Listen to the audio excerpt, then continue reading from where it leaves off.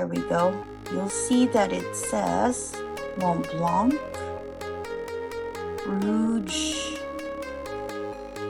in 1999, and it was in the market from July to September of 1999, and then they took all of it back. So this there and there, I feel like it.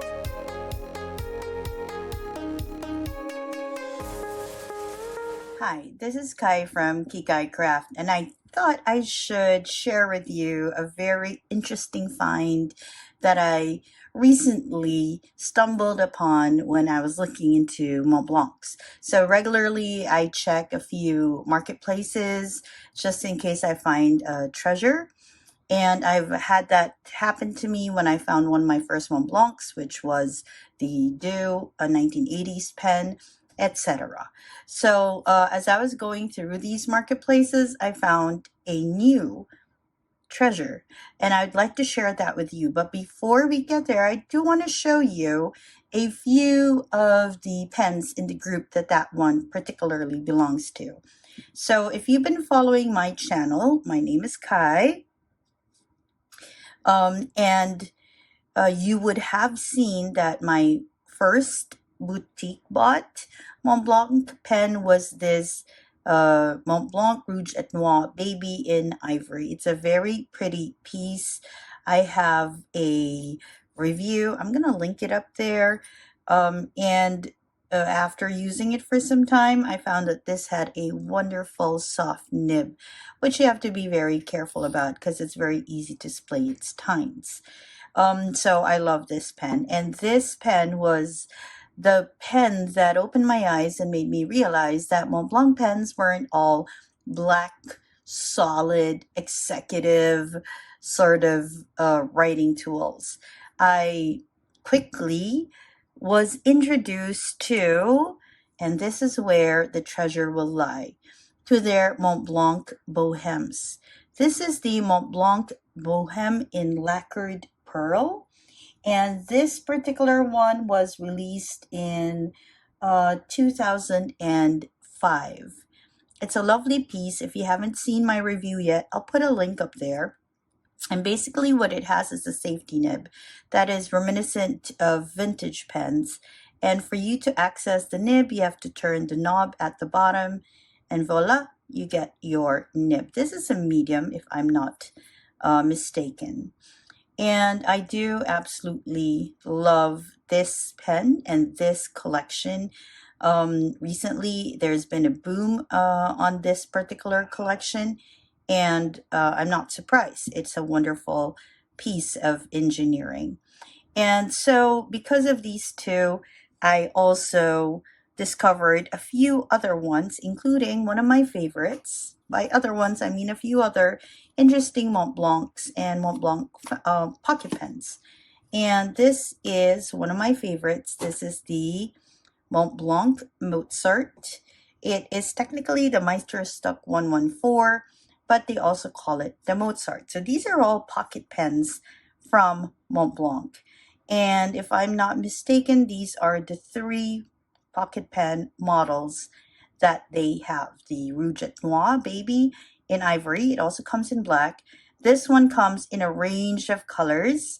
It started in 2000 with the Rouge and with the Noir. So that would be red and black, of course. Rouge is red, Noir is black. And then this collection just continued. I eventually got myself this Boheme. If I'm not mistaken, this is called the, hold up, let me find it because I do have a list here. Yes, the gold-plated Rouge, and this has an EF nib. Again, it is a safety nib, which means you have to turn this knob at the bottom to get access to that nib. This is very reminiscent of vintage pens. They did have safety nibs during that time. So as you can see, we have this in the collection, and we also have this is the Montblanc tribute to Mont Blanc, the mountain. It is a Mozart, and this is how it looks. One of the best things about it is how the mountain range is sort of etched into the section with the heights. This is the mountain range where Mont Blanc belongs to. Let's see if I can get my loop and share it with you. I have fantastic loop skills if you've seen my other videos, so be patient. It'll come. Hold up. Let's see if I can get it up for you. There we go. So you'll see the mountain range right there on the section, and on top of the mountains you'll see its height. So it's a very interesting piece. Okay. So with all of this, of course, I'm always looking at like little treasures. Actually, there's supposed to be a third Boheme, but that has been passed on to a friend of mine who loves that particular color, etc. So anyway, with this collection, I have found another pocket pen under Montblanc. And what's interesting with this one is that it is the precursor to the Montblanc Boheme range. And I will show it to you. Give me a second. And it is, okay, so it's a little staticky. This is called the Montblanc Rouge et Noir. That's it. That's its name. And if these were born in the 2000, this was actually produced in 1999. And it was in the market from July to September of 1999. And then they took all of it back. So this is, yep, like I said earlier, the Montblanc Rouge et Noir. And it's not exactly a Boheme, but it has all the Boheme features. So let's have a look at this pen. It starts off with the finial where you see the Montblanc logo. It has 1, 2, 3, 4, you could technically say 6 rings on it with the cap, and when it's capped. So the cap itself has maybe 3 rings, one coming from the finial, another coming from the cap, the clip, and the last one at the base of the cap. And this clip is also in gold, so everything is in gold trim, and it has a synthetic gemstone in red. The barrel has 1, 2, 3, if you count the bottom finial ring as a third one. It has threads where you can post your cap, and it has the knob. Now when you uncap it, it's threaded. So when you uncap it, this is actually where the difference lies. How do you know if you have the Montblanc Rouge, which is technically the first Boheme, or if you have the Montblanc Rouge et Noir? And this is where it lies. Sorry, I want to clean it up a little. It's so staticky. It's actually in the section. So if you notice, in the section there is no ring. It's just its precious resin. And that is a key difference, because if you get yourself a Montblanc Boheme, which apparently I didn't turn so well, you'll see that it has this ring right there, and this ring says Montblanc Boheme. This one does not, but I'll show you. Let's put these down and get the loop up. Okay, so this one is a 2000 model, if I'm not mistaken. Oh, no, this is the 2001. So maybe we should use that. Okay. So this is one of their first models. It came out the same time the first Montblanc Boheme came out, the Rouge. And you will see here, okay, so you'll see Montblanc, and you will also see Boheme. Okay, and there's nothing else in the body. Oh, I have a visitor. There's nothing else in the body that will show it is a Boheme. It's the same thing with the lacquer pearl. You'll also see, there you go, Montblanc Boheme on the ring in the section, but you won't see it in the Montblanc Rouge et Noir. What you will see though is on this ring at the bottom, which is pretty much blank, oops, in these, hold up, let me try and show it to you. Yep, there's nothing there, right? It's pretty blank.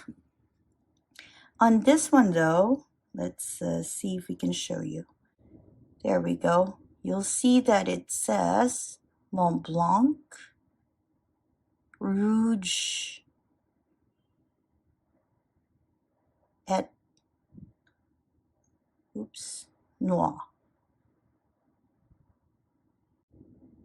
And it just repeats that. So this is the precursor to the Boheme collection. Again, roughly June, so July, August, September. So 3 or 4 months in the market. This particular one, it is rumored that only a very limited number of these pens were released. If I'm not mistaken, this particular set, I think, had only 5,000 released. So I think it's very interesting, and I found it on the marketplace. Just like the Boheme, you get access to the nib by turning the knob. I'm actually not very sure what the nib size is. So this is a medium. It feels like not a medium because, okay, let's have a look at it together. So this is a medium, and oh, hold up, let me see. So this is the new, well, the Rouge et Noir, and this is the medium. So the medium looks a little thicker. Let's see if I can move them a bit closer without getting worried about the pens. Yeah, so perhaps it's a fine. So let's go ahead and compare it with the extra fine, which this one has. Oh, you can already see definitely a difference there. So maybe it's a fine. Do I have a fine? Yeah, I do. My platinum is a fine, but this is an old model. So remember, this is from 2000. So it could be a fine, a Montblanc fine. So there and there. I feel like it's a fine. That would be cool if it's a fine, because I have the Boheme in extra fine and in medium. So what we're gonna do today, so I haven't, usually I take these pens on like a dry run, but I wanted to show you how I load ink for these pens, because it is, you could easily get a cartridge and just pop it in, but sometimes you don't want to really use a full cartridge. Like I really just want to try this pen. I'm not sure if I will use it regularly, because it's such like an old piece. It's what, 24 years old, and 25, and I really want it more for my collection, but because I am a collector user, I also want to see how it performs. I'm very interested in the nib. So what we're going to do is we're going to get an empty Montblanc cartridge, and we're going to fill it up with a syringe filler using the Meister Stuck Around the World in 80 Days Brown, and we're going to try this nib out.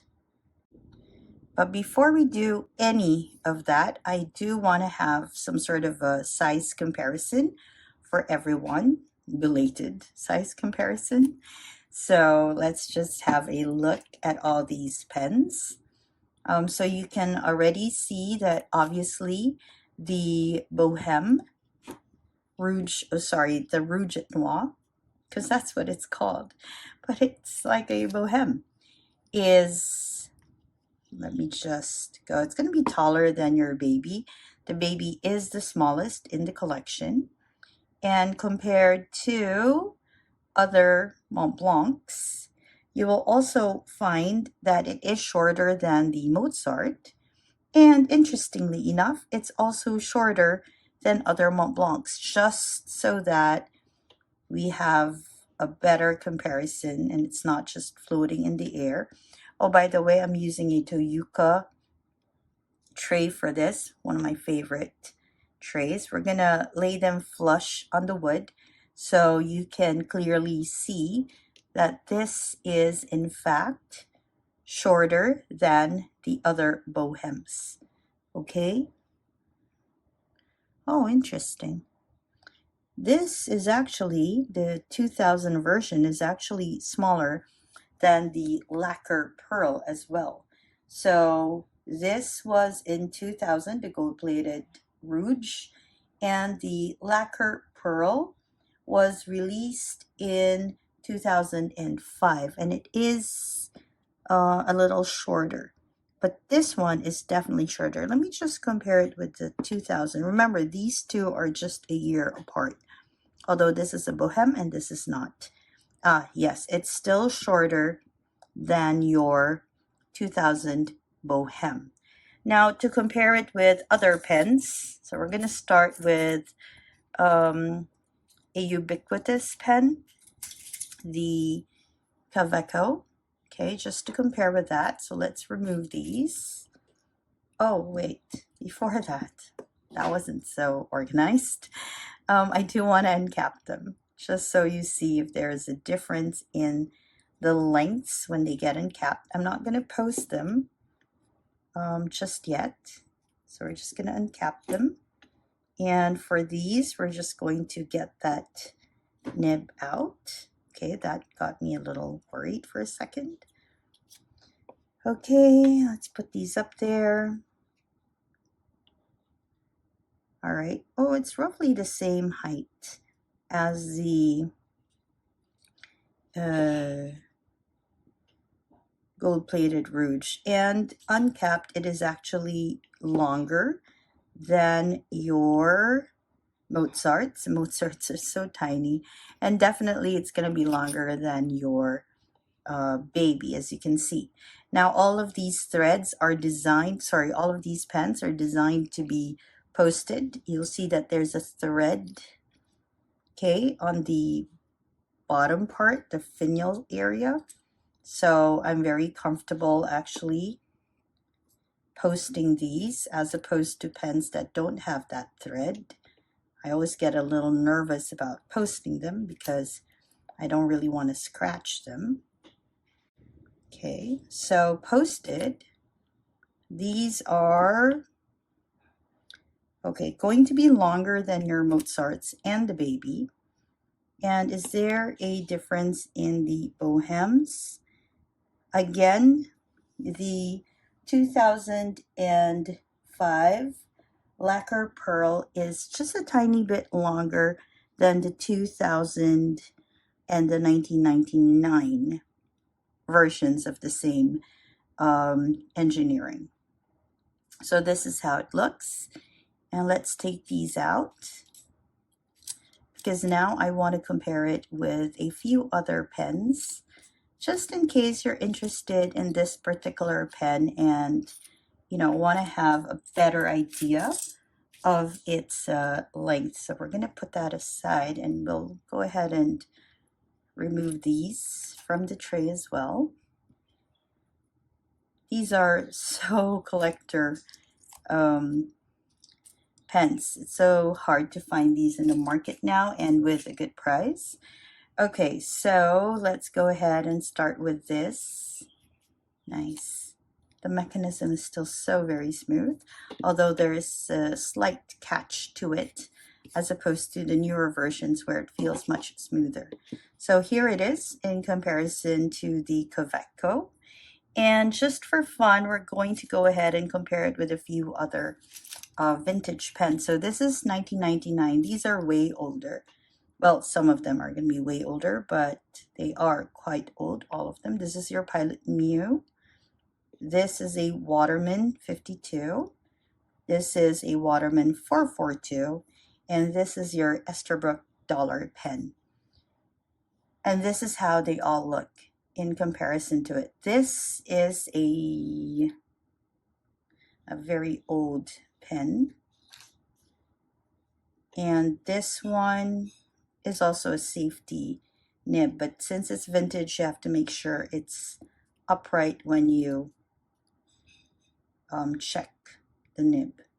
I'm always very careful with this one because sometimes I worry that the water, which has a little bit of ink in it, will spill out when it's when the nib is exposed. It has never happened, but I'm just a little worried. So this is how it all looks. Let's just compare it with the Kaweco because this you'll see everywhere. So let's post the Kaweco. Okay, and we'll post this as well, just so you see the difference. And it is almost the same length. And unpost it just out of curiosity. Okay. Unposted with the nib out, it's going to be longer than your Kaweco. All right, so this is where we stand. And then I'm going to go ahead and remove these, and we're going to ink this up, and we'll see how it writes. I'm a little excited. I do hope that it writes as a fine because I don't have a fine Boheme just yet. All right, so let's go ahead and ink it up.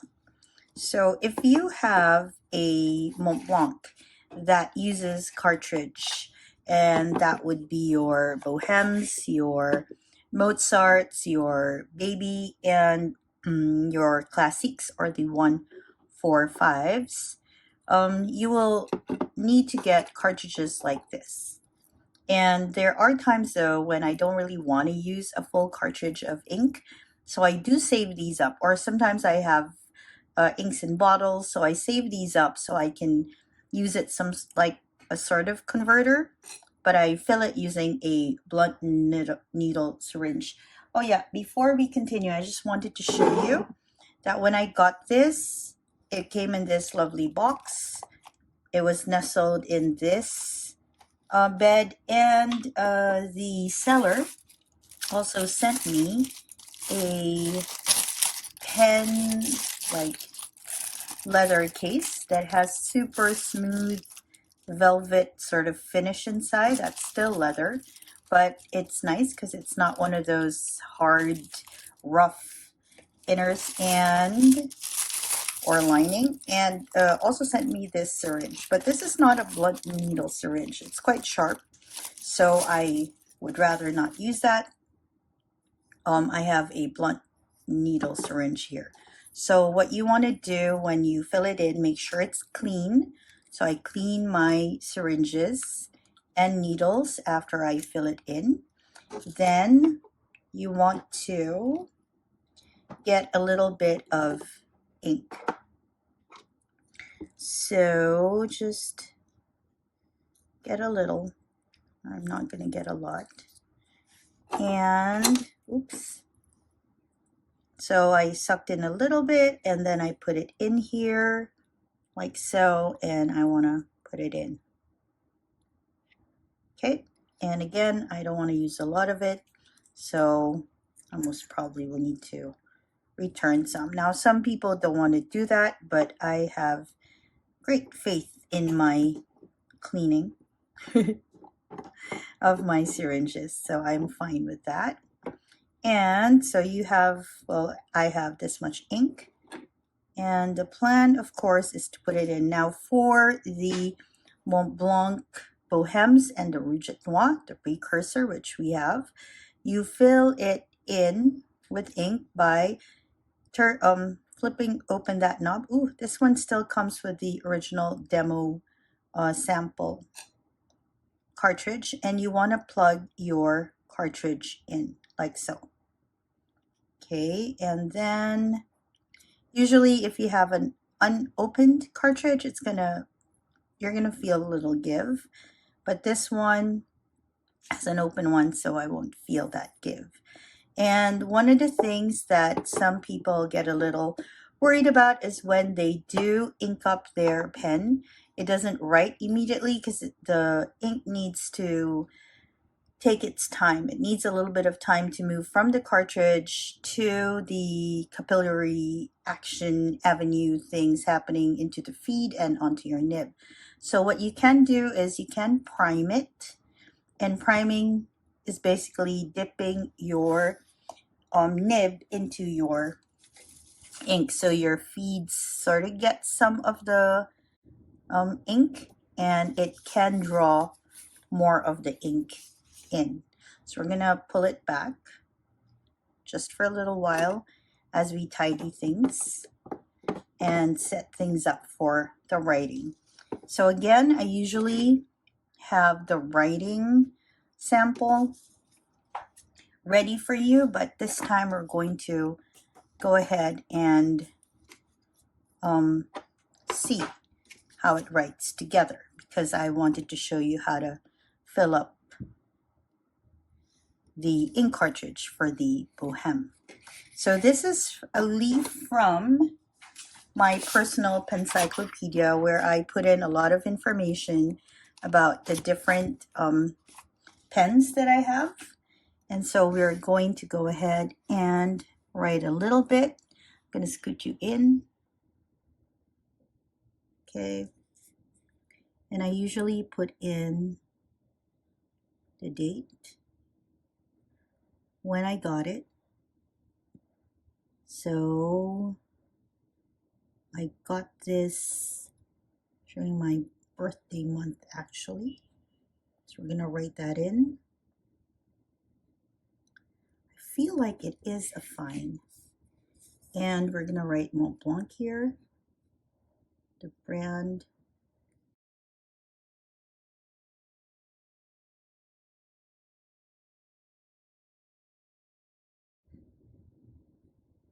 Okay, and we're going to write that it is a Rouge et Noir.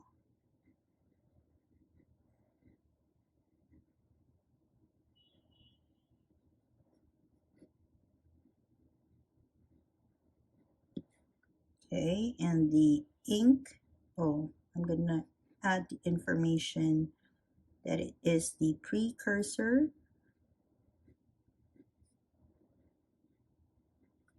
to the Boheme, just so I remember. Now, I usually add a lot of other information here, but for the sake of brevity, we're not going to do that. I do want to have a look at the nib though, because that's a little exciting. Usually my nib information falls somewhere here. So we're going to go ahead and do that. So the nib is a 14 karat bicolor. And the thing too is that it has no sticker. So we're going to go ahead and try to compare it to another fine nib that I have. So this is how it feels. Let's see if I put in some pressure. There is some line variation to it, but it's not a flex pen, so just be careful. Okay, we're now going to compare it with this. This is your Montblanc Olympic Heritage Chamonix, and we're going to see how it writes in comparison, if it is in fact a fine. Could be the ink, but I feel like it's a thicker